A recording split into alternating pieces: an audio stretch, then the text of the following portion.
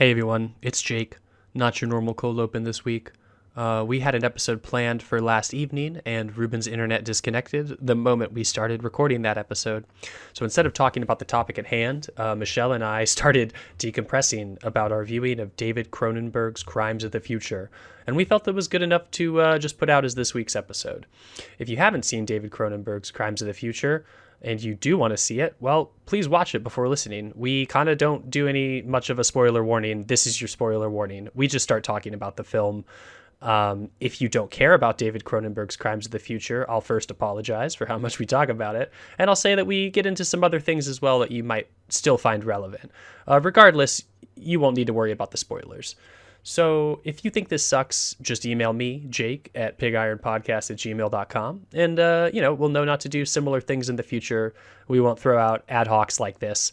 But in the interest of keeping our episodes up and in the interest of sharing what Michelle and I were talking about, because we didn't have anything else to record, here's your normal Pig Iron content. Enjoy. That's the problem with expectations. You think something's gonna be good. You got to And the fucking life is going to tell me more about that, Michelle. remind you gently. Yeah, no. Everything is fucking bad. Nothing is good.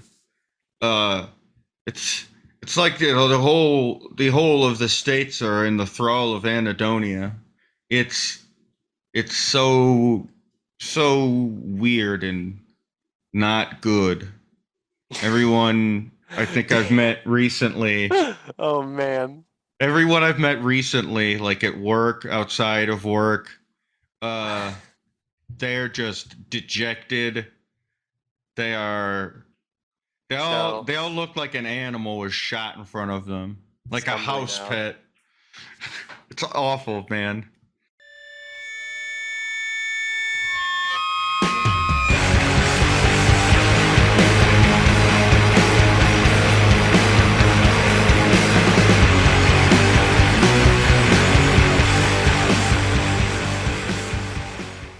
Hello, my name is Michelle Perez. Welcome to the Pig Iron Podcast.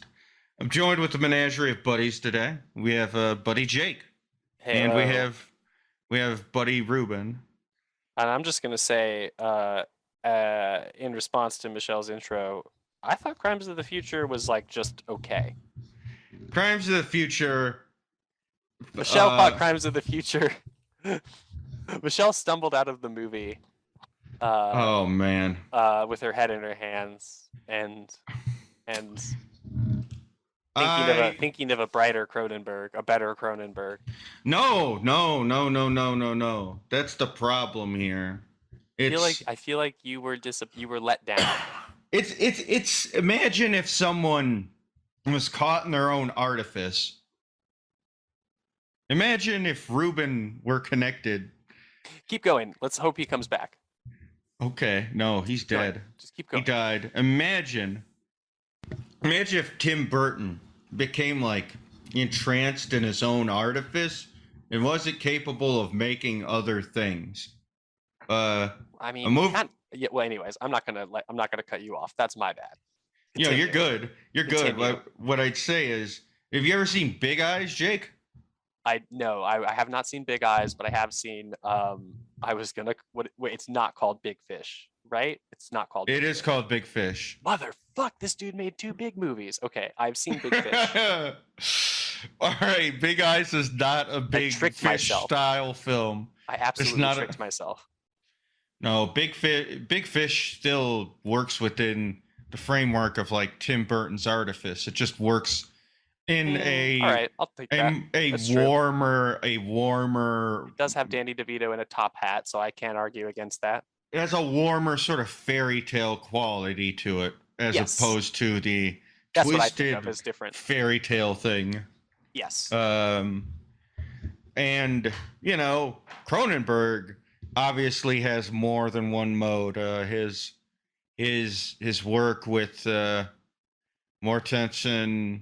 God, for that one streak in the day, it was A History of Violence, then what was it? A History of Violence, then Eastern Promises. Remember that one? Mm-hmm.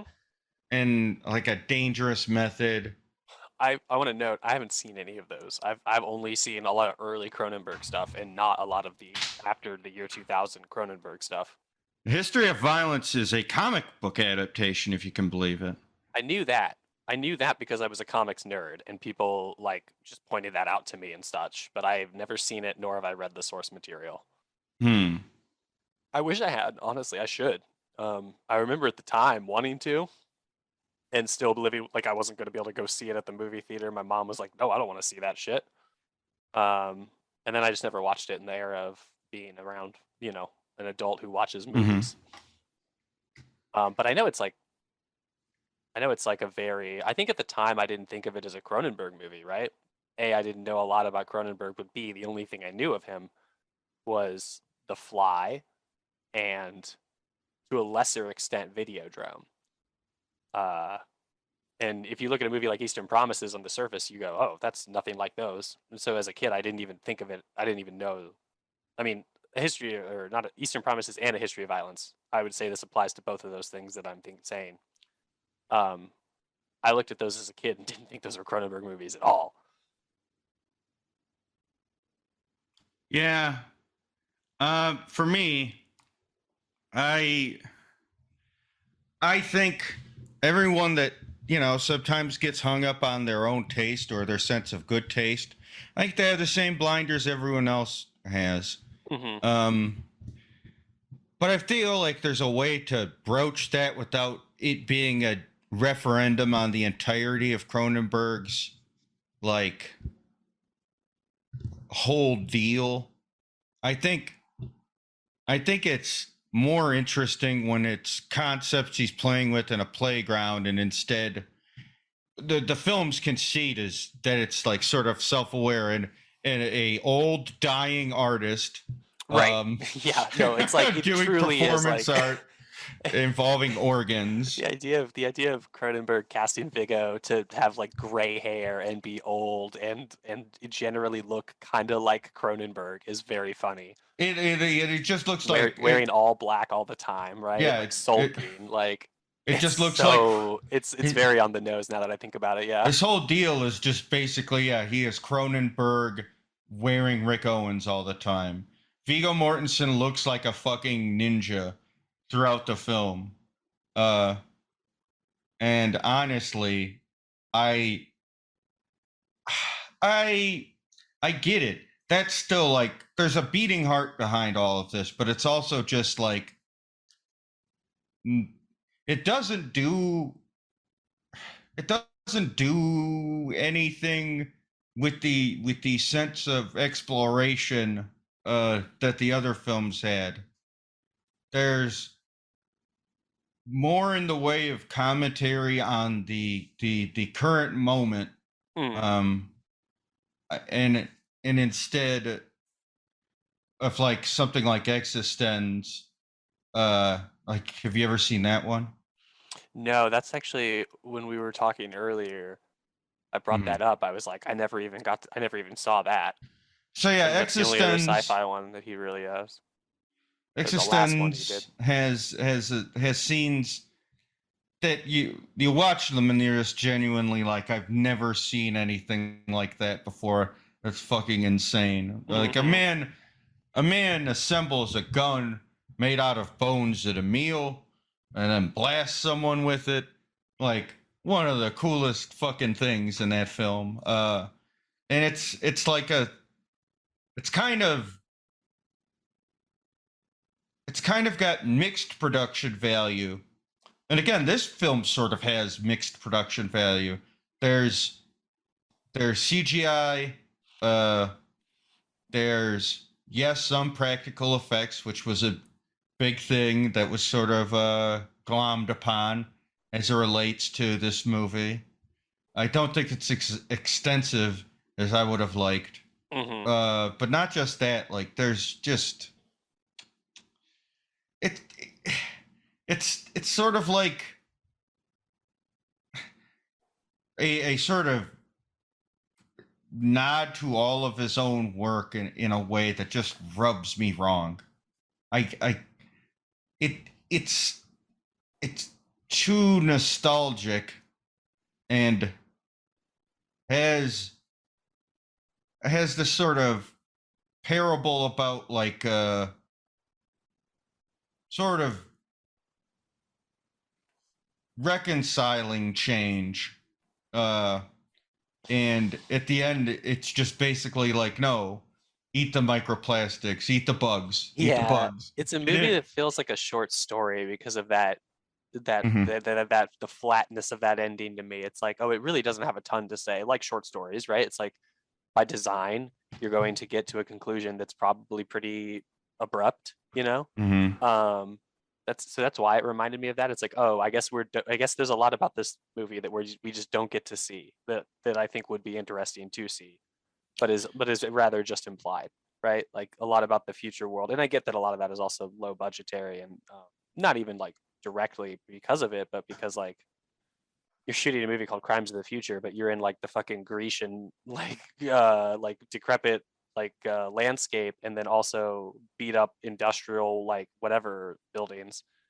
Um, you know, Yeah. it's a small movie. It feels like even though they're in the future world, they're in like a very tiny part of it. Even though apparently that part also intersects with the world of body modification art, which is popping off. And you know, there's a lot about the movie that's very silly. Where if you question a couple things, you're like, huh? It just doesn't Yeah. matter. It just doesn't matter. Like it's not there for that. You It's don't it, you don't need to know why only two people work at the fucking new organ registry and like nobody else is there. It's a short story, you know? there are also just conceits of it that sort of don't don't make a whole lot of sense unless you answer some definitive questions about this setting, Right. which the film front loads very heavy. Right. Um, so there's just like a lot of threads of people cutting one another open, and it's implied that a sort of new form of sex has evolved from this point, and Yeah. sex is referred to as the old sex. I think I get. I think I get why. Uh, there was this sort of air of the film where there was going to be him finally glomming onto that directly and combining surgery and sex somehow. And then it's actually cool for like the first 5 seconds, right up until you realize, oh, this is all there is. For Vigo. That's what I felt like too, where the first you see like I feel like you see this image several times throughout the film, and it's just someone on the street cutting someone else on the street. And Mhm. the first time you see it, you're like, okay, I get it. It's world building. Ooh, that's kind of weird. I wonder what's up. And then you just see the same thing happen like probably 4 more times in the film, and you're just like, okay, so this is all that people do now. They just cut each other with knives and look freaky while they're doing it. Like there's no No scars uh form. yeah, No there's no scars form. you know no There's no dried blood. anesthetic. Um, they mention that there's no infection, so you have no question for that. But like people aren't walking around with like big sections of their like face cut up or anything like that. You don't really see anything like that in the movie outside Uh, of the artistic performance like aspect of it. So it's yeah. weird. They imply this cultural fetishism that you only see one rather tepid example of. Um, Yeah. and then outside of that, it's much more about the artists themselves going through almost like discovering that for the first time, which you'd think would be weird if other people are going or like are doing that in the world that they live in, or like cutting themselves for pleasure. But They're cutting themselves for pleasure, you but know, it seems to be implied that it's a part of the tool itself. Like sure. there's this weird little green film or sort of energy around the blade itself, was operated with the robot thingy, which fine, whatever. I don't even think I But noticed that as much. I should go back and look at that. like if the implication is the tool, and then yeah, the story thread with which it's like, we created new types of guys. Yeah. We cut out stuff out of the father, and then they stuff in the kid is a different stuff. And obviously, And yeah, there is that. Like, I guess the actual implication is that I think if we were to like read this film, it's that we're all eating microplastics. Eventually, it's going to make people grow new organs.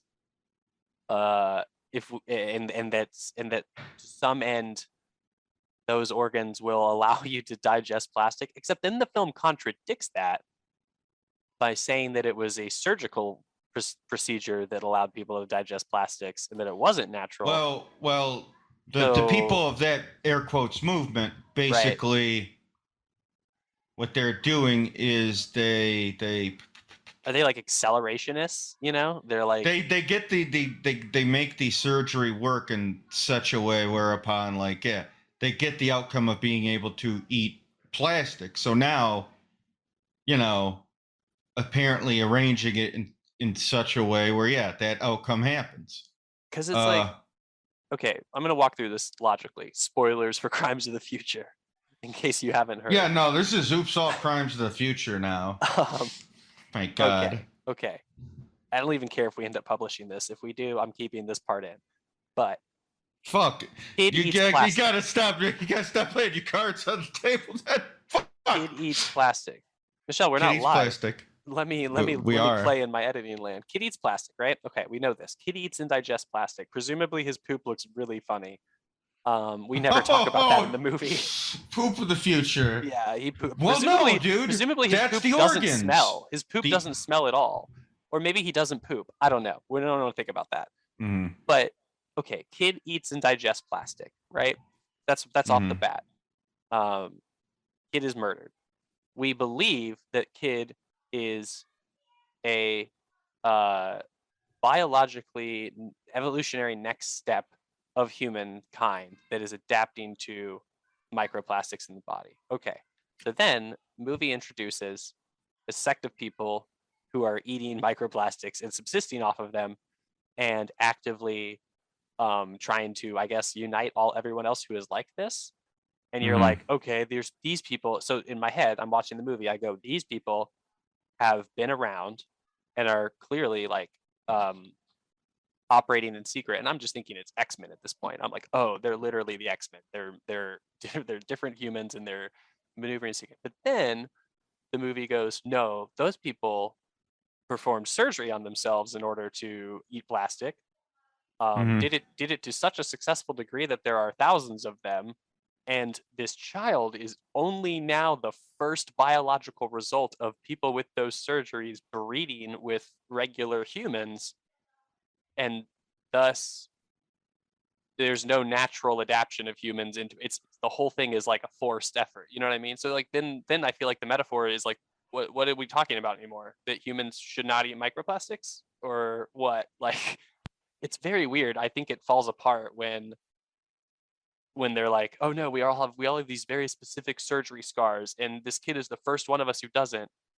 The implication, of course, being that you can modify yourself through surgery and then fuck someone, and then your modified surgical traits will be passed down to that kid, which Viggo Mortensen in the movie even makes fun of. He's like, if I cut off my pinky, my kid won't not have a pinky.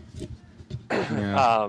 So then the movie doesn't come back to that. It doesn't even. I don't know. I think that's again one of those short story things that just I felt like I had written maybe a simpler version, but a more cohesive version in my head. You're basically. That's not even like, the worst part. Why couldn't those people why did they have to make themselves plastic eaters? It's so weird to me. Like, I don't know. This is basically like a problem in progress. Yeah. This happens in a few of the newer, well, air quotes, newer to you, Cronenberg films. In that, A History of Violence is a film about a man sort of has a chance encounter with someone who knew him from his past, and actually this is after he actually sort of does something heroic. He intercedes when someone tries to hold up his little restaurant. And I mean this in a very genuine way. It's like serious talk. It's like this is pre John Wick. This is this is like an archetype for a John Wick thing. This is retired killer has to go back to being a killer. But the difference between this and John Wick is obviously all of the tactical stuff is sort of imbued with a romantic sort of anti-hero or dark hero sentiment. Mm-hmm. A history of violence is how do you walk through someone actually going through that? What do they do to like make their footprint smaller? And then how much of yourself can you peel back really, or if not peel back, like cover up until, you know, it's going to come out sooner or later if you give it the right conditions. Easter Promises kind of, you know, changing the hands of some crime family shit. Two people meet and are indelibly changed having met one another. It's kind of romantic in this way. Like shit like that is going on.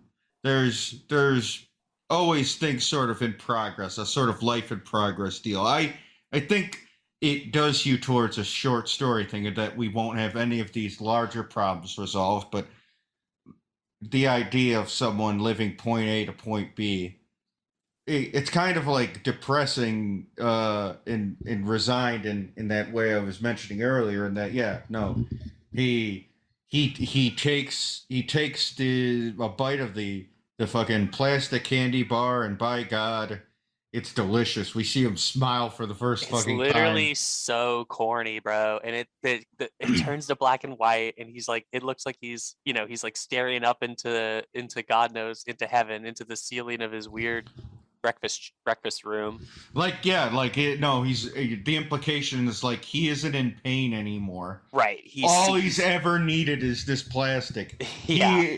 He was like them all along, basically. Right. Which does imply that that they didn't need to be surgical. So maybe I am talking myself back into just like, maybe I was just being a little pedantic back then.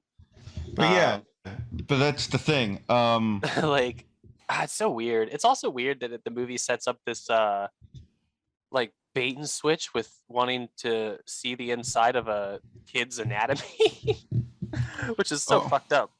Because the whole, anyways, that's like a specific plot point. But all is to say, for a movie that focuses so much on weird organs, we actually don't get to see a lot of weird organs.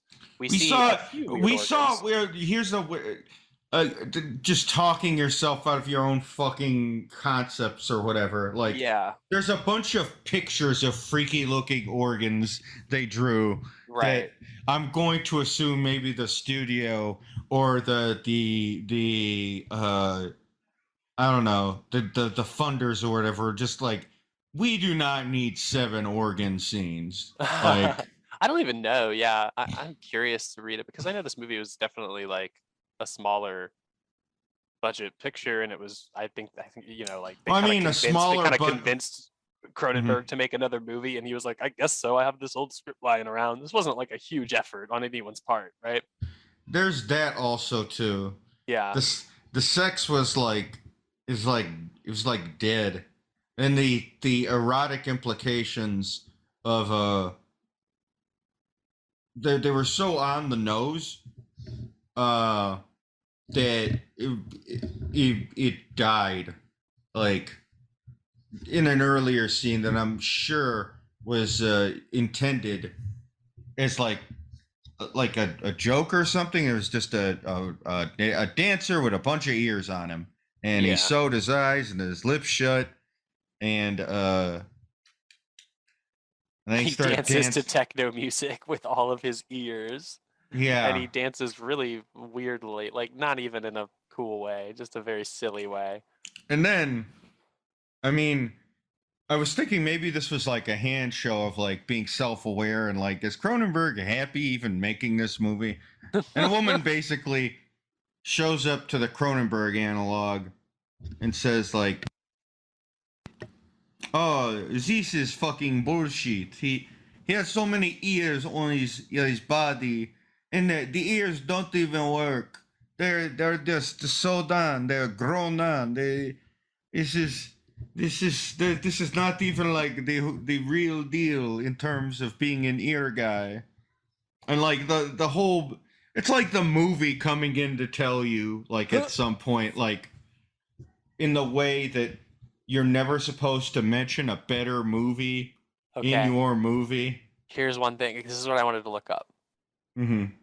Cronenberg wrote this script in 1998. Wow. Yeah, which I think, shows.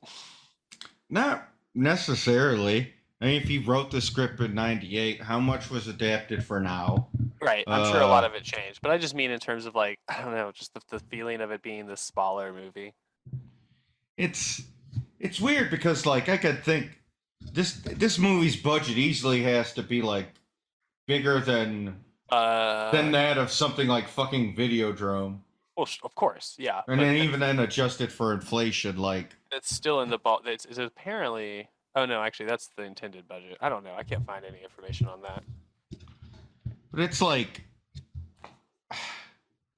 in terms of outcomes, it's just it was very withering. Yeah. They like they started talking about how the movie sucked through the language of the movie in a scene, like sort of dressing down the idea of just artifice. Yeah.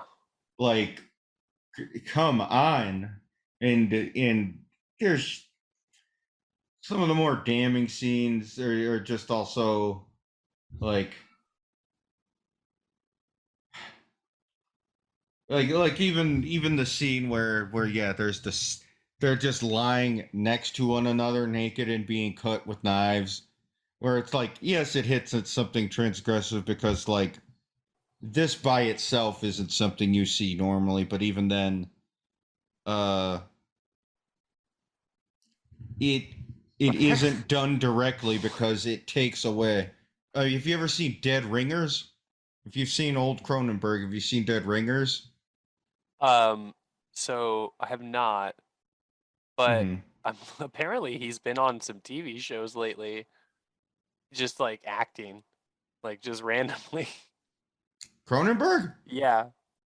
Oh, he's done all the time. He was the villain in a movie. I know, but I mean, like for the first time since 2010, he was in two different movies, and oh my God, he was on the show Slasher.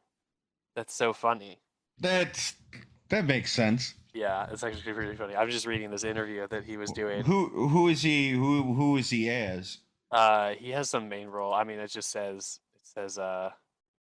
Spencer Galloway, main role, season 4. He's on Star Trek Discovery. Oh, Yeah, this okay. motherfucker's been acting. What is he in the holodeck? Hello, I'm David Cronenberg. I'm Canadian. A lot of people think I'm American, and it really fucking bugs me. It's so funny. Apparently, he that's like how he was able to. He was like, how did they make movies? This just says that he did COVID protocol research because he was acting on TV shows that had COVID protocols, so he was able to see how it was all working and shit like that. Okay. Before he decided to make Crimes of the Future. I mean, I guess nobody got COVID making this movie in Greece, so there you go. Thumbs up to them for that, I guess. that's good. Although also that's just him saying that, so who knows? I mean, it feels like someone on the set of a Cronenberg movie is going to be the type of person that would bitch about getting COVID. Yeah. Rightfully so. But like it doesn't seem like he engenders a quiet fan base, or likewise base of like regular collaborators or people at studios he's worked with. Man, I don't know. It just I it wasn't anywhere near as erotic. It sort of seemed ashamed of itself. It seemed to be like grasping at the successes of the past instead of like trying to commit to something sort of that looks new in the current framework they're in right now. Like the air quotes weird thing about Viggo Mortensen's character is, his tummy always hurts because there's always new things in his tummy. His whole character is my tummy. Dude, hurts. honestly, I think my favorite thing about the movie was just him walking around.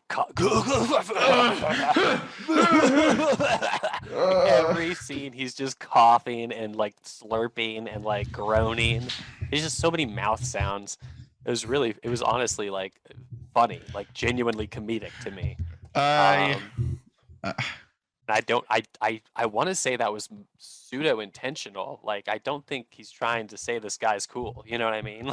No, not at all. This is like a different kind of protagonist. Yeah. That I liked. It like harkens back to, storytelling with heart. I don't think this movie didn't have heart. I think it was just also very confused about like outcomes, not in terms of like the ending or anything, but like what we get out of these like really up and coming actresses. Well, a lot of weird Canadian actors he pulled out of his ass, aging and still somewhat hot Viggo Mortensen. There's a lot going on, but stakes as presented by the film are just like in little meetings. They're little separate cordoned off meetings. There's so much about this setting that, like, what this is the ending of Dead Ringers, where someone finds the twin brothers and they're just like, these guys were actually very cool. Let's orient our society around them. And that weird fucked up surgical hand thing he made. Like that's the only thing in my mind like makes any of this like make any sort of sense, because it's so dissonant, but then it's dissonant in ways where it's not punctuated. It's not like heightened, and it's so strange to see Cronenberg, like, air quotes, scared of sex. It's so strange. It was sexual, but it wasn't. There's literally a scene in this film, Jake, where he says, like, I've never done the old sex. I don't know if I'd be good at it, or something to that effect. He says, I'm bad. Yeah, I'm not good at the old sex, which is such a crack up. It is a funny line. It's also after an incredibly awkward kiss between him and Kristen Stewart, which is, again, like, very laughably funny. Like, in the way that they are so very laughably funny. Open mouth tonguing each other. Yeah, there's just this big. There's this big. Second, I think a neighbor is yelling to another neighbor. No, it's all good. Okay. Yeah. There's. I don't get it. I really don't get it. I think the budget was blown on the actors and the actresses. I think. It was weird. I mean, it was weird, but not like. I'll be honest. I'm trying to figure out the last thing I saw Scott Speedman in. And it was the television show You. Oh, that wasn't that long ago, actually. I saw Scott Speedman. He was in the latest season. I saw Scott Speedman in the Triple X franchise. Yeah, exactly. That's what I mean. That's like almost 20 years ago. Wow. I know. He still looks good for his age. Wow. Oh, he's a handsome man. Absolutely. Yeah. Absolutely. Yeah. Oh man, I got nothing. I'm just looking through some interviews, but Even Cronenberg, I'll be honest, like he doesn't have a lot to say about this movie, is what I'm saying. That makes sense. Yeah, like so apparently he's like a gripe that he had was that he's had to change names of things. He had to change names of the machines because they might be getting they could potentially get sued by people who have real names for real machines. Aw. So he said he's just talking about that. Okay. And then the other thing he talks about is this is it. This is as much as he has to say about the plastic case. It's obvious we're polluting the earth, and part of our destruction is plastic. Solution number one is we stop the production of plastic in every country. We clean the ocean system of microplastics. We clean everybody on Earth of microplastics, which we've now found in the bodies of 80 to 90% of people. You say, is that realistic? My answer is probably not. For 2 countries to go blah, blah, blah, that doesn't matter. Solution number 2 is we turn plastic into an advantage. 2 solutions to the same problem, each of them sci-fi fantastic. So I guess he really is coming at it from a very dead simple angle. Yeah. It's not nuanced, and it's not, it doesn't really line up with the reality of the situation in any way either, but it is a science fiction take on what will likely be some type of future issue, maybe even after you and I have passed, when people are even more full of microplastics. I don't know. Oh yeah, no. We're gonna start looking different real soon. I don't know about real soon, but like maybe by the time we're in our old age, we'll see people like that start to look different. Yeah, it's gonna be awesome. Or maybe I'm wrong. To me, real soon is like 2 decades, and I'm not so certain about that. But I would say like next 40 years, not unthinkable. We're gonna be pooping Legos, dog. It's gonna be awful. I'll be 75 and shitting Legos out on the toilet. Let's go. Let's fucking go. I'm gonna be hooked up to the weird tentacle bed. Oh God. Give me the this is what I thought was hilarious. Like what?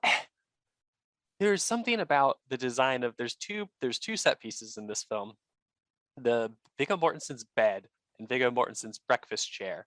And apparently the thing about the future is that if you're not like, I don't know who these are for starters, because what do other people have problems eating? Like, if I try to think about who uses these chairs and who uses these beds, why is their food all fucked up and weird looking? Yeah, why is their food all fucked up and weird looking? Because it's obviously all artificial. There are no plants. There are no animals. The purpose of the chair is to help Viggo Mortensen digest food, but it's never indicated. And I guess we presume that he has trouble digesting food because his body is constantly growing new organs. Then later we see a different guy using the chair, who I'm just wondering if like I think it's just a chair. It's a product in the world. No, I know. It's like it's a product. You get in your big baby chair. For who? For whom? For everyone. Specifically, people who grow new organs, I guess, is what they're targeted at. And ditto the bed. It's just there's like a lot of silly questions in this movie, that are ultimately like based around showing really cool set pieces that are like a creepy tentacle bed that sucks on your hands and feet when you sleep so that it knows what to do to you. It knows how to jostle you. That's my original point. Both of these set pieces are just there to like literally like jostle Viggo Mortensen's body and like move it around, like make him uncomfortable. Yeah, it's so fucking weird. Not like in a way that, I mean, I guess maybe that's his like gift to film with this last one. What if I just like made a movie, all implications, just only implication, not like fully walking through an idea. Yeah. What if it were just, hey, wouldn't it be cool if, what if you poop wrong? What if there were a chair out there? What if there were a chair out there What if the government was investigating organs? What if the government was like, hey, you got papers for all those? With regard to, like, a cart full of penises or spleens or livers. I think I had played a video game that got this concept way better than Cronenberg did. It was called Space Warlord Organ Trader Simulator or some shit. It had like a bunch of different high end like organs you could sell. And the further you would get in the trading market or whatever would be like sort of predicated on your ability to read people you trade with. And there were storylines you could engage with certain people. It's a little bit clicker, but it's also like story focused and all about this setting. There are types of people in the world. Like one of them is called like a ruined, and so it's implied that it's just a race of people that are completely ruined. And it shows like basically what looks like a teddy bear with one of those little what's that thing when you're in hospital? Those tubes they put to your nostrils. What are those? What's that? Like intubator? Intubator. So it has like an intubator on. So it looks like a childhood thing where a kid is like playing doctor with a bear, but as a race of that, and he looks miserable all the time, and you're always giving him new lungs and larynxes and shit. And the world is sort of oriented around it in a very bleak way. And some organ traders give you shit if you work with a doctor that hunts human people and gives you the organs. But not just that, you can sell, grow, and grind down and drink souls. Yeah. And so so you have to like kind of think of an outcome because you don't have all of the information about this world or this setting. And so whatever you're going to come up with will be infinitely better than like whatever. And like one of the game's endings was basically like being able to create something with a certain set of organs that can grow other organs. This game predates Crimes of the Future, mind you. Right. And so there's this one organ that just randomly keeps growing organs and can like become larger or smaller depending on whatever is associated with the organ. And so you would give like a certain amount of rare ones to this one character, and his idea was to just basically give organs to everyone who needed it. And so a big meteor falls from the sky, and it's like a meteor of meat, and he's like, finally, just one of these and we'll take care of like everyone forever. But then another falls, and then another falls, and then like they never stop falling or landing. And so society is collapsing, and children are born in miserable conditions where they don't know what other colors other than red are, and just grow up in the stench of rotting flesh if they're not killed and crushed under rotting flesh. And so the whole world is sort of buried in this concept. Sheesh. So like I want to know more about that setting. It's got a good sense of humor. It's it kind of plays off of a weird trading floor atmosphere where you have like 2 minutes and you're supposed to like buy all of them, knock out fulfillment pledges to people, and like actually further storylines or whatever. Like the first one you finish is one where you hire an assassin with a special sort of shard. He then kills the guy that's always threatening you all the time, who's like your tutorial guy. And you turn him into a meat painting. So he's like always sort of looking at you back through the painting, and It's like got this weird iridescent quality to it. Yeah, no, I think you know what, Jake, I'll just say it would have been better as like as an adventure game. This would have been like a better Blade Runner adventure game, honestly. I mean, honestly, the setting works for it. You can imagine clicking through like one of those weird industrial art, body art gallery type settings and like talking to different people and piecing together some sort of narrative about motherfuckers learning to eat plastic. Oh my god, yeah. No, I mean think about it. You could like you could walk around and it could like have legs of its own. Yeah, You could pick up a purple plastic bar. yeah. You're like you like his skin like gets more color to it and he stops looking gray and desiccated Yeah. once he eats one of those plastic bars. So then you just find your character like eating phones and shit, or the remains of phones, since I don't even think phones exist in this universe. Everyone walks up to each other to talk to one another. This is definitely an old guy's idealist world. Jake, do you believe this thought that I've heard before? A lot of Western creators always create these apocalyptic settings, but it's because they want to live in them. Right.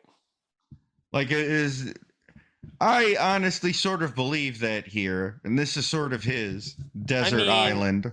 I don't know if this is his desert island, but having just briefly skimmed a bunch of interviews wherein he kind of said the same thing about this, I do believe that this is just his attempt to have fun with the concept of how are we going to fucking deal with all of this plastic bullshit. It does seem like that was at the heart of his producer putting this old script back in front of him. Mm-hmm. And then ultimately, at the heart of the narrative, because it is a film about learning to eat plastic, like in a very literal sense. Yeah. So and he's explicitly said that too. So I feel like it's like I think you're kind of onto it there, where it's like I don't know if this is like his fantasy so much as this is him entertaining the idea of like, well, fucking, it would be great. Wouldn't it be great if we could just eat it all instead? Like. Yeah, there's a lot of hay made, like the right wing reactionary is like clearly the better one because it gives you action movies where people get mowed down in droves. Yeah, exactly. Now, I would argue that the liberal reaction, cool. the sort of liberal reactionary film, but not necessarily the liberal reactionary, I believe it, or at least liberal reactionary media exists. Good one would be Robert Kirkman's The Walking Dead. Right. No smoke to Robert Kirkman. Oof. Yeah, Please remind me of this. No, I'm not kissing his ass. I think that would be more awkward. It's just no. I have a TikTok to show you that will make you upset, and it concerns Robert Kirkman. And I don't want to get into it right now, but I don't want to forget to show you this either. Continue. Jesus Christ, man. What? Just keep going. No. I hear you. But damn. So, The Walking Dead. It's like basically right is might, but like it has to be the right people with the might. Right. Like the wrong people with the might. Yeah. Those are the Walking Dead. Yeah, those are the Walking Dead. We are the Walking Dead. Where if you reduce the hello? Yeah, what's up? Nothing. I could just hear your microphone moving around a little bit. No, the microphone disconnected strangely. It's back. Okay, you're good.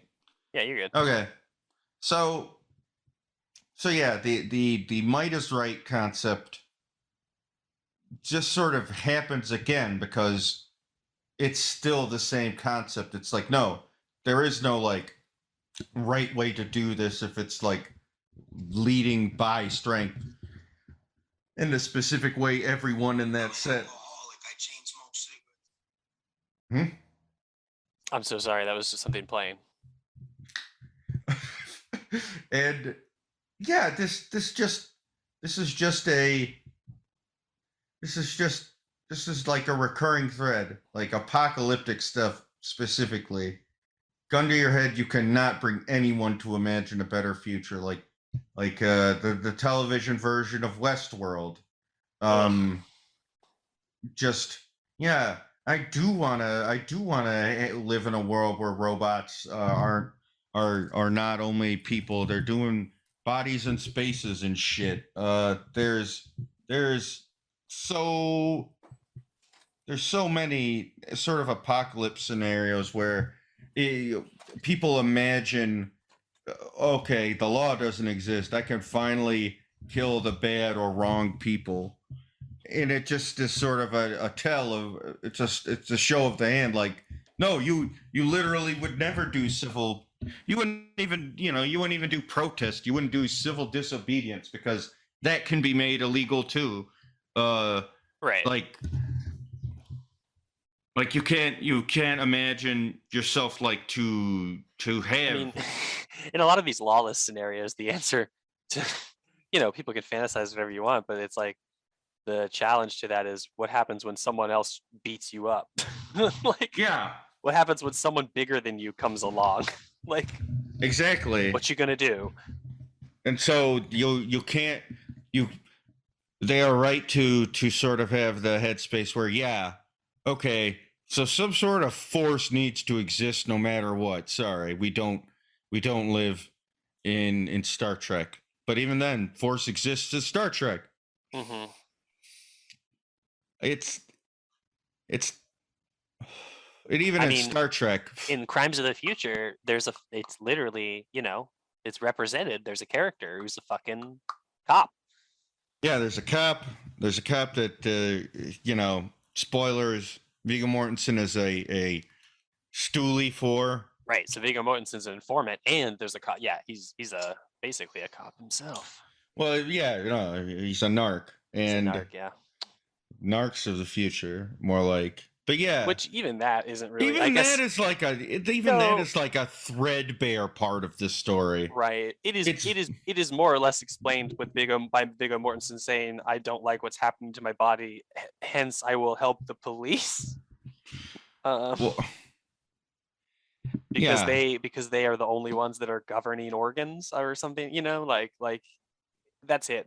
It gets hand waved. Other than that, yeah, he's working backwards from his more hardened conservative bent, and he eats the bugs, he eats the plastic, he is no longer in pain. Actually, I should wave my finger at that guy I'm working for a little bit more or whatever. Right.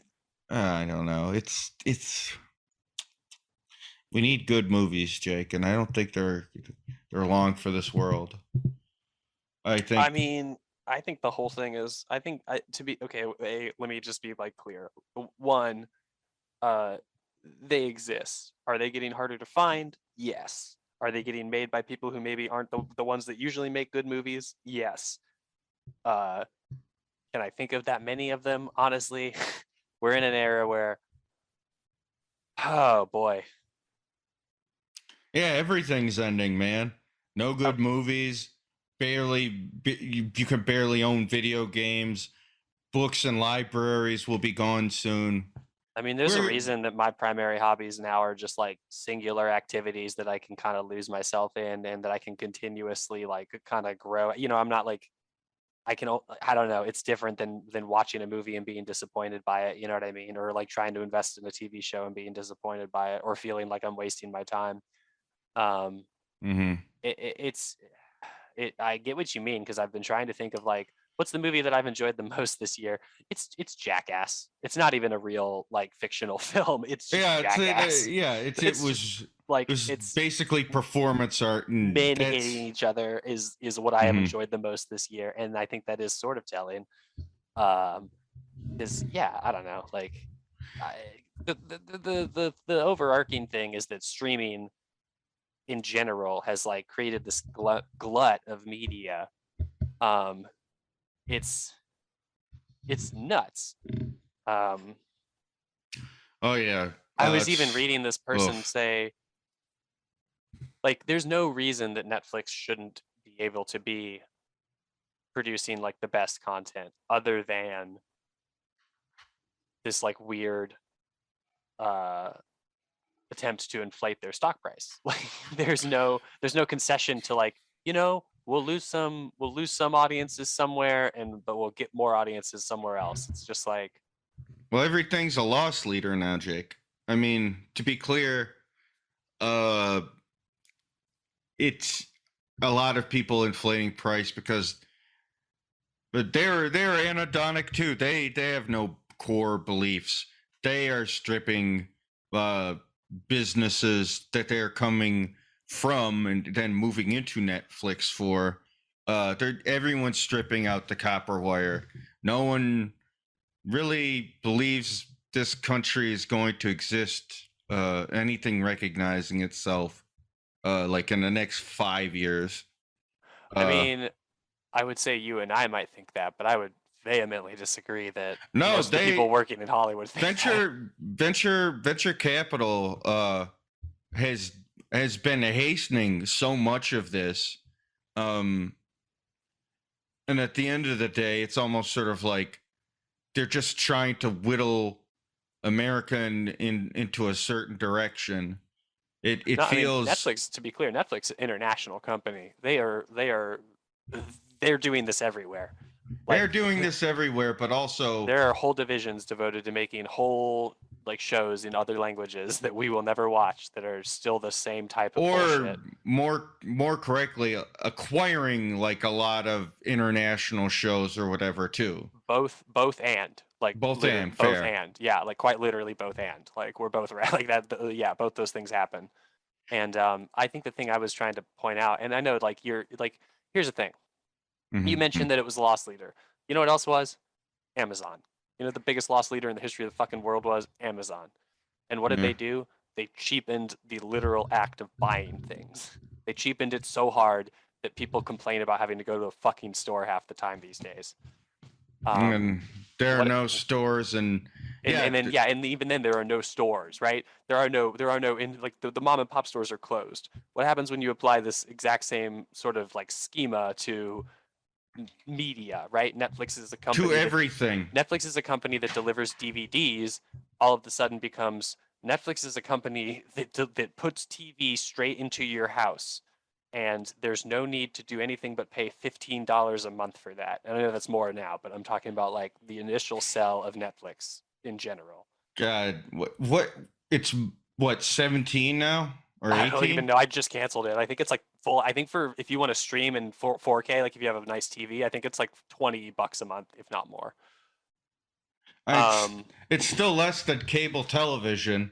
Is the exactly. thing. No, exactly. And that's the thing. It's like it's less than cable television. It's the Amazon of television watching. It's less than cable television. It offers a lot of the things that you like and some things you've never seen before that might be like things you like, and it's not incentivized by any type of profit structure. And the red letter media guys said this. It's not anything that's new. It's an incredibly obvious observation, but let's go back to it. Let's think about how movies used to make money. Well, you would have to go to a movie theater and pay for a ticket, and some amount of that money would be used to recoup the cost that it used to make the movie and distribute the movie and sell the movie and all of that type of stuff. That's how a movie made money. That's how profit was generated. It was the theater industry, right? Okay, television. How did television make money? Well, you pay to watch it. You pay to have it transmitted to your house. Even if you don't pay and you have a fucking antenna, what are you going to do? You're going to watch commercials. How do those commercials like factor into this? Well, television shows get paid by selling the time that they have to advertisers. So all of this stuff has to be at least somewhat watchable. People have to tune in for Mm-hmm. the money to work, for the money to happen. For Netflix, for streaming structures, the money happens. It just happens. They just get the money. Thus, incentive for your business becomes more about increasing that number of subscribers. which is almost always certainly going up. But when you're not concerned about making a profit on it and you're only concerned about getting more and more subscribers because your business is invested so heavily that your stock price is so inflated that whether or not you make a profit doesn't tend to matter, then yes, that is exactly how we get to the situation we are in Netflix, where they made a couple shows that to start because they had to prove themselves, that were critically acclaimed, that had big name actors, that brought in talent from Hollywood that had previous pedigree, right? People like the Orange is the New Black lady was the Weeds lady, etc. And after the success of those shows, they became more and more legitimate. More and more people subscribe to Netflix. I mean, yes, they get further into things. Like, it was a big deal when they bought Arrested Development at the time, right? It was like, oh wow, that's crazy. Like, we're gonna get more Arrested Development, and it's gonna be on this fucking streaming service. Wow. And sometime in the last 10 years, that slowly evolves into, we're gonna make more things. And we're gonna and when we make those things, gosh, that costs less than licensing all this shit from these other people. Yeah. So at the same time, mind you, every single media company is looking at Netflix and going, wait, what the fuck? We're supposed to make money off of our television and movie sales. How is this going to work?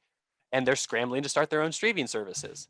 And what I'm describing is the last 2 decades of media culture in the United States. Like, I do think we're literally at a point where shit just sucks.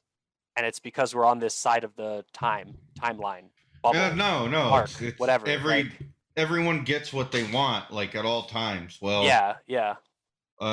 Sometimes, on occasion, you're supposed to be given like one thing you need, and well, that's just the thing, right? Like, television is no longer an event in our lives. It's just some shit that's on your phone always. And like, that's not good, I don't think, to be honest. Like, I mean, if there was an okay thing about the COVID era, it was sort of reinventing appointment watching of something, because yeah, I agree. A lot of people that did not group watch things were massive converts to the concept. Yeah, it's very fun. don't think I'd ever watched episodes of a television show with 8 people before. Like, TV has always been occasionally at parties we'd have like a movie on.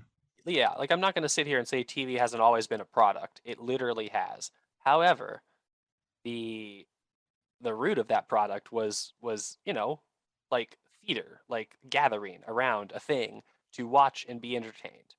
And when you isolate that experience into something that everyone just does at their web browser after they finish jerking off, like, nothing, I feel like it just turns into this less significant thing. Hence, the need for it to be artistically significant is lessened in the first place.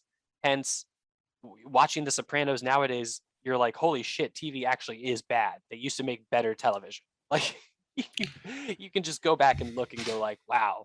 I mean, obviously there are some good shows these days, and that's always going to be the case with art. Like, there's always some good art. But yeah, like, what we're talking about is just this general malaise that I think a lot of people can identify with in terms of like being fucking tired of media in general. But yeah, no. Right now, there's anytime you see arguments online, talking about the political and cultural sort of colliding, the phrase media literacy has been brought up, and then someone's like, I'm so tired of that fucking phrase. I mean, I'm not gonna lie. I get it. I was a communications major. I know what it means. I'm very tired of people using that phrase. Yeah, be that as it may, it's like also just sort of because a product of streaming and products, God, calling everything content. Yep. Calling everything content. Yep. Was sort of a skeleton key for how first people mistake. think about this shit. It was the first mistake, and I don't even care if this is too much. I can't even describe how much me noticing the use of the word content started to break my brain, like, probably like almost 10 years ago now. It really It's It so really, reductive. It's so so bad. reductive. It's so bad. I've never liked it. I've always hated it. This literally goes back to what I talked about on one of our first episodes, which is like when someone first showed me like a self-produced YouTube channel. I think it was Mhm. Philip DeFranco, and they were like, "I like this guy," and I was like, "What's he do?" And he was like, they were like, "He talks about things." I was like, "What do you mean?" Like, I like, I'll watch like a video game tournament or something on YouTube, and they were like, "No, this guy just talks about the news." And I was like, "Is he funny?" And they were like, "Yeah, I think so." And I watched it, and I immediately assessed that the person wasn't funny, and I was just like, I just had this deep, heavy sigh in my like entire soul that was like, "Oh, this sucks. Like, why do people like this?" Yeah. And here I am with like, and I, I'm clearly in the minority. So, Well, uh, no. Yeah, no. I think there are things out there that I would consider content now. and so if That I that feel starts, unmoored from the condition of making what some well, people refer to as, I think I that's don't the know, point. art I think that's the or point. A, we're making content. Like we can't argue with that. B, what I mean by that is that like when I saw that this guy, my friend was essentially going, "Here's content." To me, this is the same as watching a television show. That's when I was like, I mean "Oh no." I meant content where we blank out all the vowels in the word. It's like I think of content in like the pejorative sense here. I No, I think know. like, good God.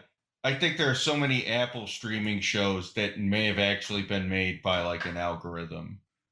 I don't I know. I mean, I think in general with a lot of these streaming companies, it's the same process as Hollywood stuff. It's just that the approval rating gets through a lot more, and that I can't speak to some, but that like I don't think Apple has notes on a lot of their shows. I think they curate what they put on that thing, and I think a lot of it is probably very bad or like Ted Lasso and stuff like that. But it's still production companies, like um I think to me it's more like Netflix shows that are like that to me. It's like you can literally go on Netflix and see 8 shows that look like 30 Rock jokes. Yeah, it's And very that to me is representative of like, okay, what, like, who, this just exists for, I guess, fucking non-union people to work on television shows, presumably. Like, and to film basically people like just like looking at pastries, like it's just always some really absurd for concept. for a lot of people they're also only getting their shows greenlit in in like what X amount of streamers that only go 2 seasons tops, and so Yeah, they always float absolutely. between those. Yeah, there's like Um, very strange, it's this strange fucking, I had to ask someone to stream something for me yesterday because it was on Peacock. yeah, Like, Peacock. Peacock actually, I'm okay with the idea of Peacock and that it's just a. it's just an This is just NBC. an NBC thing. This is a Yes, big correct. NBC thing, It's but we're going to NBC's be working attempts. with. Oh, sorry. I was just saying, no, we're saying the same thing. That's my bad. Yeah, but yeah, they're trying to curate it within the image, sense of humor, and production values that have been happening within NBC. Yes. I think uh, Fox News, which is separate from the Disney parts of Fox that have been Correct. purchased. That's correct. That is Uh, what Rupert Murdoch sold. oh man, yeah. So he still owns Fox News and stuff, I believe. He doesn't. The Fox Entertainment is what Disney owns. Yeah, Fox and the Fox namesake has been basically stripped from all of those fucking companies. Yeah. They want no association with Murdoch, uh, and they're throwing in on the streaming wars. Right. It's I mean, HBO Max, right? That's finally cemented, but that was in the works for a long, long, long time to get all of that shit fucking consolidated. Because, like, again, all of this content was previously licensed out to Netflix. Um, mm-hmm. so, and just to a lesser degree, Hulu, because Hulu is also just owned by Disney. That's the same thing. So it's always been that way. It used to be a joint venture with NBC, and I believe that it no longer is because of the existence of Peacock and other such things. But like, again, NBC had to have shows on Hulu for quite a while because of that. So like it's just this stupid long march of tracing the timeline in which Netflix started premiering streaming into the current era of easily more than 10 streaming services that you can go and pay to watch content from, to watch fucking licensed television shows from. And since it's all segmented, if you wanted to get the premium plans, it easily costs as much, if not more, than your old cable plan. You know, there's no and an old premium cable plan at that. Yes, because of all of we're talking HBOs, other things, Showtimes, all that shit that you used to come packaged with. So it's like full circle into a stupid, like, capitalism wins again. You know, there is no. And honestly, never any good consolidation. Because cable and all of those other cable companies basically have. They have nothing to sell you but internet anymore. They have internet integrated into their plans and stuff, and cable TV does still exist. No, I know, but I'm saying cable TV is like still a major part of why like everyone above a certain age is completely lost to American society. No, I know, and it's something that's a point to make. You're right. Like, yes, cable TV absolutely still exists. B, cable TV is primarily sold to people who do not understand the future, and I think that just means like older people. I genuinely don't know anyone below the age of 30, and I am 31, who pays for a cable plan. Everyone I know who does pay for a cable plan does so because they want the convenience that they have had their entire life, and they can afford it. That's it. There's no other incentive, you know? Like, it's a luxury, or it is I don't want to say crutch, but it is a alternate route for people who literally do not understand. You just pay for gigabit internet and have streaming hooked up to everything, et cetera, et cetera. And also, you know, I'm sure there's places where cable might be your only option. Good internet sucks. There's plenty of reasons for it, right? But I mean, like, largely, I think we will see the cable industry really start to panic / transform in 20 years, let's say, to just being pure internet monopoly company and not being a vehicle of selling to advertisers as much, I would guess. Although who's to say? I'm not as informed on that as I could be. It's just that you know, the whole idea that our whole system of entertainment used to revolve around selling ads, and now it revolves around just fucking trying to get people's money from them every month is going to catch up to cable companies. I mean, obviously it has been, but like, it will continue to do so. Yeah, I'm personally, I'm like, not going to become a return guy. When I deal with Comcast, they try to sell me cable so many times, and I just continuously say, no, thank you. I'm very happy with my internet that you guys provide. No, thank you. I'm very happy with my internet that you guys provide. That's all you know what I mean? Like, like a fucking script. But there's so many upsells. There's so many like, oh, well, you're already paying this much money. You could pay less and get cable. And I'm like, no, I do not care. I will literally pay you $10 more a month for you to not ask me to buy cable. Like, I get perfectly fast internet for what I pay, and that's all I need. Thank you very much. Go home.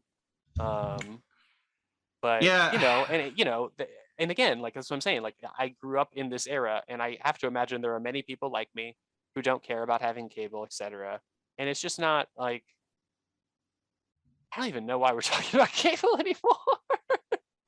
It's just I want to take a break. It's very hot in my house. Dude, we're fine. We're still recording. Okay. Yeah, we're back from break. We're just going to wrap things up, though. We're back from cable getting fucking diseased in the brain talking about cable television. We have been talking about this, I think, before we cut out, or at least before editing marks. there's nothing good anymore. Everyone's converting to my way now. Everything's bad. I've always been a fucking what am I trying to say? I've never thought everything was good. I'm not saying you're saying everything is good, but no, I got you. Good Lord. I get it. Everything, it just feels like there's a dissolution of, mainstream media being, not a dissolution, I shouldn't lie. Everything is a fucking Marvel movie and it sucks. And it was the only option people were really given for a long time. And so yeah, it's definitely a case of now, right around when we're recording this, nothing but W's for the evangelical right, and several laws and rulings of, you can just have everyone in class just let's get all these kids praying now. Let's all get kids praying at public schools because we can do that legally. There is no separation of church and state, which is funny considering how many air quotes originalists are on the Supreme Court. Right. They seem to really take umbrage with that one. So for me, I see it going in the only way it could. All of the rightward turn people started doing around the Trump era was the correct one. They see which way culture is moving. The liberal hegemony has popped, and it's because everyone got too greedy. And I mean, God bless them. Those guys can play the long game and are unified on issues. Listen, no one's ever going to say that fascists aren't unified, I guess. Well, no, it's not just that. It's just also there is, even if it's a fake belief and that people are all ostensibly liberal in leadership, which is mostly true. Right. It's reflecting the sort of world we live in, where if you're in the field I'm in or other fields, in entertainment, I should say, everything is now hewing towards having the law approach towards not heterosexual pairings or showing that or whatever. Right. We're going to see content warning gay men kissing if it's even allowed anymore. But that's a real tangible thing. We're staring down the barrel of Christian theology sort of ruling the country in name now. Yeah, in a more mask off sense. And I think it's not because of culture moving in this way. It's that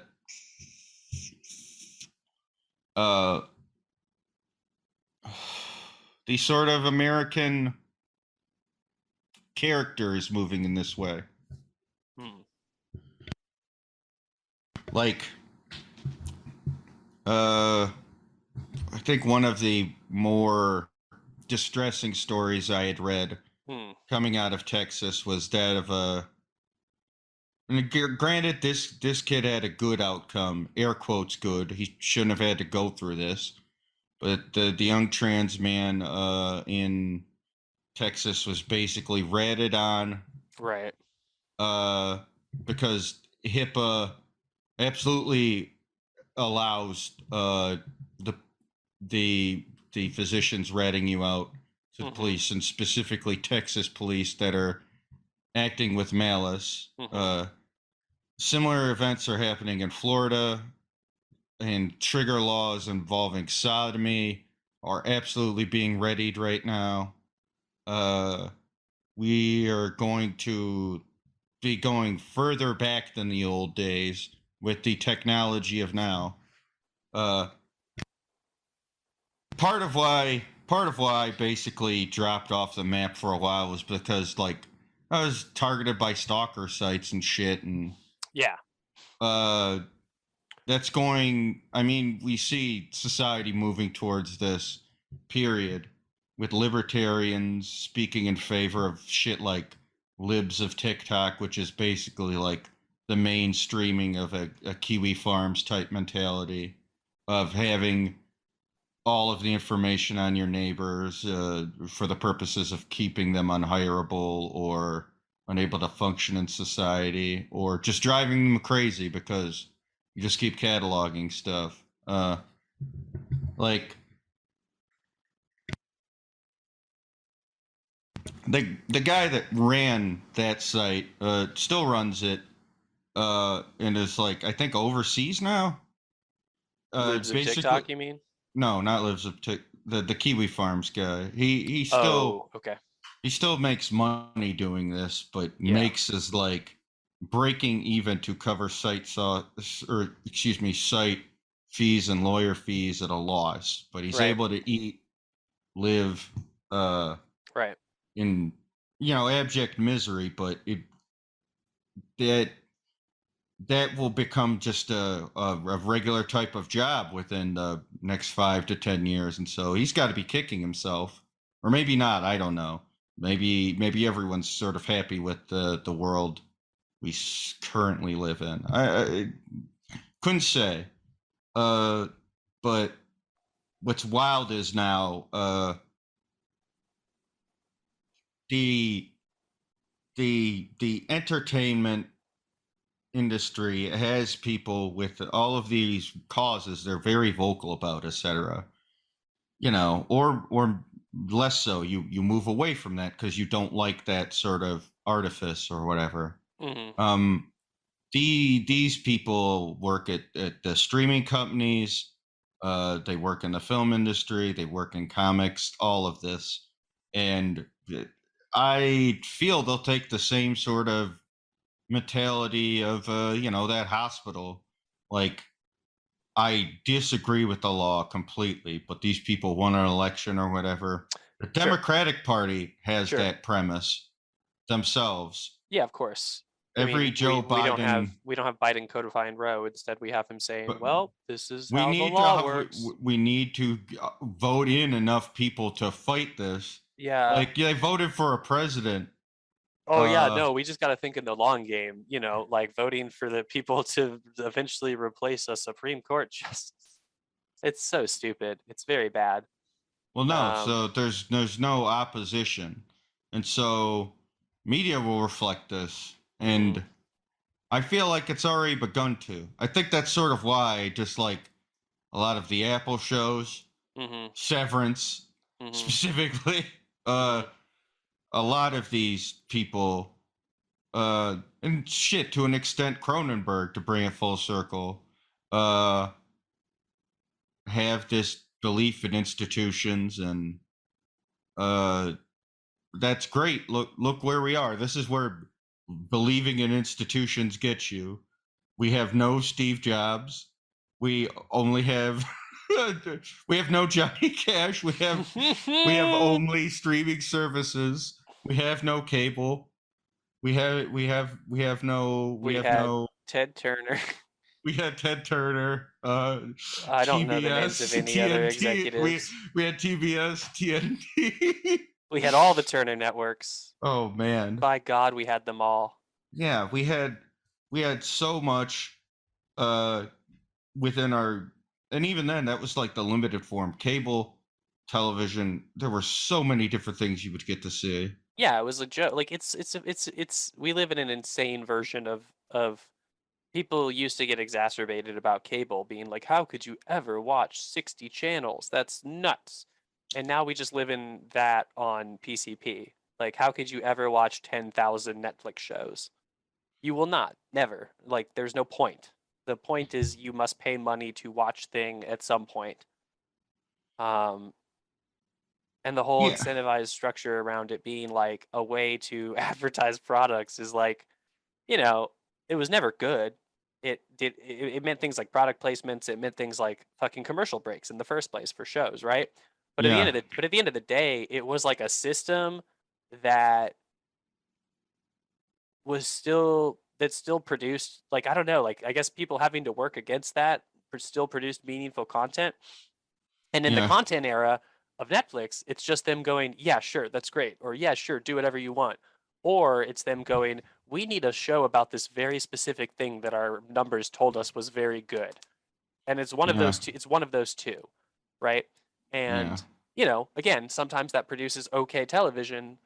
They started off making what we would maybe call back then, we would still call that, oh, this is like prestige TV. But nowadays, there's no, like, they don't have any products like that anymore. They have Stranger Things. That's their one, and like no one at that company, like, they like it to a certain degree, but that is so much money. That show costs so much more money than the average Netflix show that it's not indicative of what they're doing in a large level at all. It's like a holdover almost. I mean, yeah, no, they're trying to make money on it on its way out. I saw a pizza box. Oh, of course, yeah. With a Hawkins High School insignia on it. They're on my Doritos, like they definitely do that. They have to. There's Again, vegan food I saw advertised. Yeah.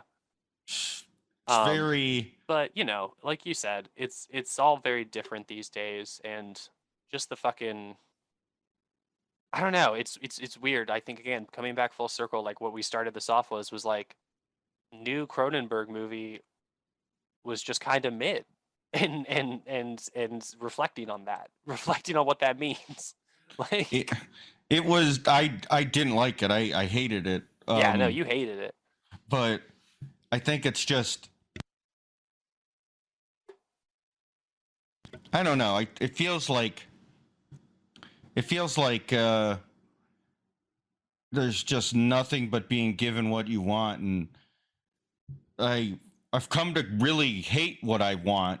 Like, I really think of the stuff I stick with in certain ways, to a degree where it's just mine, even if it's almost off-putting. It's mine. Mm-hmm. I need it. Yeah, I mean, I can relate to that.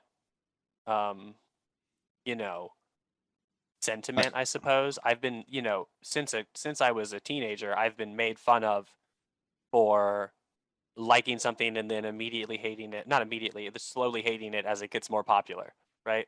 Mm-hmm. And getting tired of it, or getting, and then people being like, "Oh, I thought you loved this thing," and it's like, Marvel movies, case in point, right? I was a huge superhero comic book fan as a teenager. And even into my early 20s, I was buying comic books regularly, all of that stuff. And I can coincide me caring less about it with it getting, or I can track rather me caring less about with all of that, with not only me growing up, but the properties themselves becoming more popular in the mainstream. And mm-hmm. Yeah, it's just this very different world we live in for media. And when you're a teenager, liking things can feel special, or whatever. Liking things that no one else likes can feel special. And I can only imagine that in the world we live in, that's why we have weirder Zoomers, because I don't know, like, that's why I have a bunch of Zoomers liking 100 gecs, to me anyway, is the content that gets produced by people younger than me has to be based on, I don't want to sound like anything that's out there right now, but when everything is mainstreamed to a certain point, how do you avoid that? How do you avoid being, how do you become like transgressive or whatever? Well, I don't think there's too many good answers out there. I'll be honest with you. Like, I think I have something. I think impulses towards wanting something different. My partner right now is basically like pulling these left field film picks to watch together that have all been very good and very enjoyable. The weirdest one, though, recently was Stanley Kubrick's Full Metal Jacket. Obviously, I'm gonna guess it's got way more of a potent mimetic quality to someone like younger or whatever. Yes. But fuck, man, it's so wild that yeah, there's just stuff that universally appeals to people still. Of course, yeah. There's If you a show sense young of people old movies, they will be excited by them for the most part. Good old movies. Everyone to a certain extent has maybe some sort of yearning for like something different. Doesn't have to be in their media taste, but it's these things that we like have as markers of one another, like personal preferences that people become known by. And yeah, I think that impulse still exists. So I think as bad as everything will be, and it will be incredibly bad, like there's always it's an impulse that can't really be squashed, which is sort of heartening. Yeah. Kind of feels hopeful, which is it's good to keep in mind that even in conversing about this, many people at many points in time have felt the same way about their landscape of their media and the landscape of culture and trying to find reactions to it, right? Otherwise, I think a lot of the things you and I would like wouldn't exist. yeah. We weren't talking through the movie the whole time. We maybe make a joke here or there, but it was like no one had seen it before either. Usually it's something we've seen before if we're talking through it, but yeah. It was so weird that so many of you had seen this film. But yeah. Oh, wait, you're talking about Full Metal Jacket.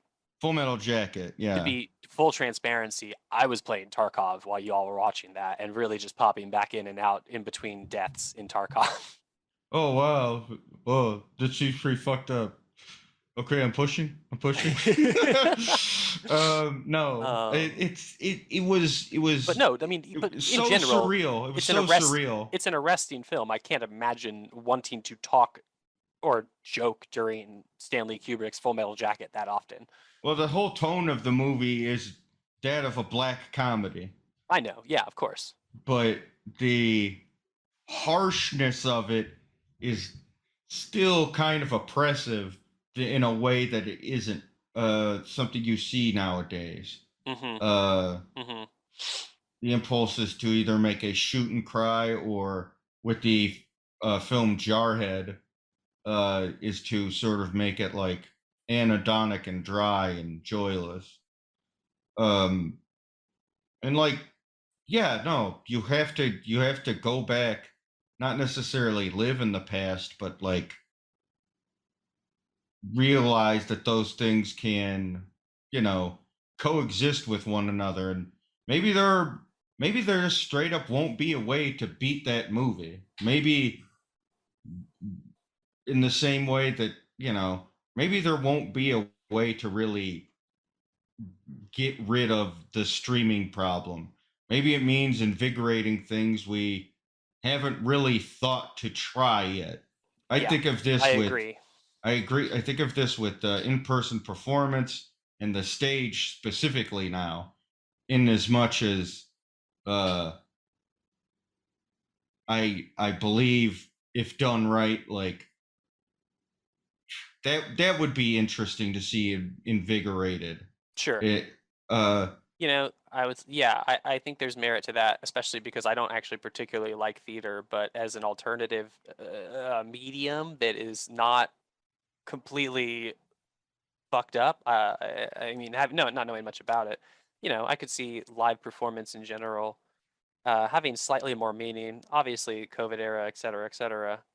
And it's not like COVID. COVID saying. Isn't over. I can't even begin to. I don't think the world knows when it's ending. It's probably never ending. Right. And it's going to mean, once society moves in a certain direction, what will become transgressive? It used to be for a while LGBT stuff was transgressive. Now it is we are going to see unprecedented violence, jailings, murders. Its numbers go up. So I think society will have a very interesting and new response. I think if there is a joyful thing about crimes of the future, it's that you can immediately imagine all of the better ways in which this could have come about, or a better thing you would like to enjoy. It's aspirational and it's like it sucks. I mean, that's how I feel anyway. Yeah, again, like I think the difference between our general views on the film aren't actually that different, you know? Like I think we would agree on a lot of counts. It's just that to me it's um I still found some stuff to enjoy in it as far as performances and I think the humor of it more so really. But it's a very it does feel indicative of this state where even supposedly like art movies are so fucking like ultimately like shallow and like aren't saying much and um you know just like what even is an auteur film anymore. Even stuff like A24 films, it feels like there's no like those aren't actually indie movies to me, you know what I mean? Like that doesn't count. Again, I mean, again, it's like buying into the image of that group of It's people. marketed as an independent film, but like not really, like you know. Well, fine, but yeah, yeah. and Neon is the people that did this movie. They're very similar. I would say A24 and Neon probably like contemporaries. I think that's the difference. I think if you have to like get up and have a bunch of people name it as an art film versus like versus it like just an making old, its own name. Think of like old Jodorowsky films. Do you think he ever billed his shit as like art film? No, exactly. That's what I mean. Like I'm sure a lot of that stuff may or may not exist out there somewhere. It's just certainly not it doesn't need to be out there for everybody. I think that's part of what makes it special. That's what part of makes any type of underground art special, right? Absolutely. And yeah, I think that's, as good a place as any to wrap it up as far as relating Cronenberg through the lens of underground up through mainstream, up through, decompressing this Cronenberg movie in the wake of our fucking shit ass media culture. Everything is going to become worse. Just eat the plastic. If there's one thing you take away from this podcast episode, start nibbling on some plastic. Eat the plastic. Eat the plastic. Lie down in your meat bed. Yeah. Well, A, eat some plastic. 2, think about making your bed into a little meat cube instead. You gotta wait. You gotta wake up, and the following day you gotta have a big breakfast in your wee meat chair. That's it. I'm Michelle Perez. You have been listening to the Pig Iron Podcast with me, producer Jake here. Very special episode of the Pig Iron Podcast. Episode of the Pig Iron Podcast. And we'll be back with Ruben at some point when his internet comes back. Literally everything is collapsing. Dude, we're not going to have a fucking country to fucking podcast in like 3 weeks. It's going to be sick, man. It'll be fine. We'll be broadcasting from the compound. I want to take your rap thing. I want to ask you one question before we do head off. What's up? Like, is it just going to become like a big? Is like the cross just going to become like a big swastika style symbol when America's like gets done with it? Oh, maybe. I'm not going to say no, Dude, we are going to see SWAT teams with big fucking white crosses on their chest. I'm not going to say no. It's going to be insane. It's going to be like every black metal song you've ever listened to was right. By God, they were right, folks. I don't know about that. Okay. Let's not unpack that. Hold on. Let's not unpack that. I'm immediately regretting this. Maybe not every black metal song. I'm Googling some lyrics to black metal songs that Michelle says are right. Let's go ahead and see. No! All right. I'm Michelle Perez. That was producer Jake. Spend the Pig Iron Podcast. Please like us / review us on all platforms where it's available. Yeah, share us with your friends. Us Thanks with your for sticking friends. with us. We'll have some guests soon. We've been sans guests for a little while now, but rest assured, it's just because we scheduling is a thing. So we're reaching out to some more people and we're getting some nice ones for you. Yeah, we got some good ones coming up. Nothing I can name specifically yet. We do have guests slated. Yep. And we also Hell yeah. have larger announcements we're building towards. This is a marathon, not a sprint. And that's it. Take it easy. Bye-bye.